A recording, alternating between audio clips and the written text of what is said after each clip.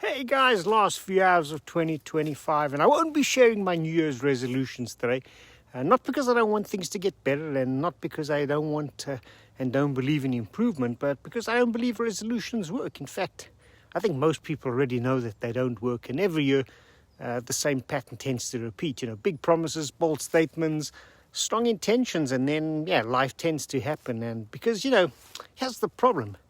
You don't really get to decide your life, but you do get to choose and decide on your habits. And those two things are very, very different. If you think about it, a resolution is an outcome. I'm going to get fit for cycling. I'm going to lose some weight. I'm going to grow my business. I'm going to work less and spend time with my family. But outcomes don't change your behavior. Habits do.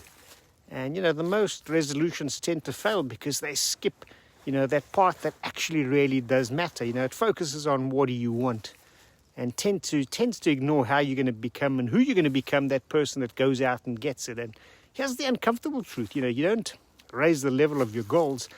You tend to fall to the level of your habits, and habits don't care what month of the year you're in, and that isn't just theory. I've spent most of my life really wrestling with this question.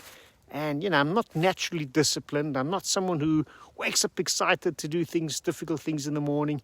And for years, I've had the same resolution. I should really get fitter for the cycling season, which pretty much translates into nothing.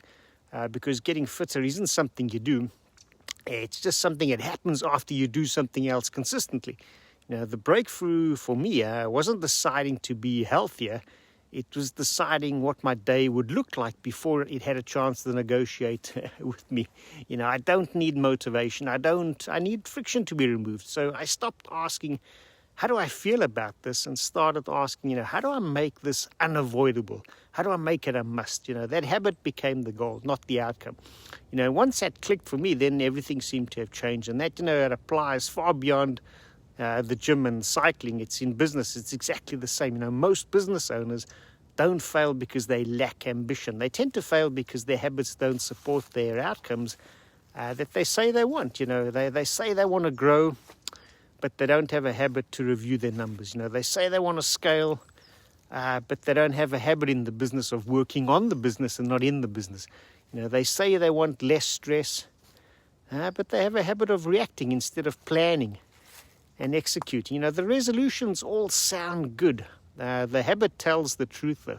And here's the part that that people don't like hearing. If your habits don't change, your results won't either. And it really doesn't matter how convincing your resolutions are, or even how sincere it sounds, on the 1st of January.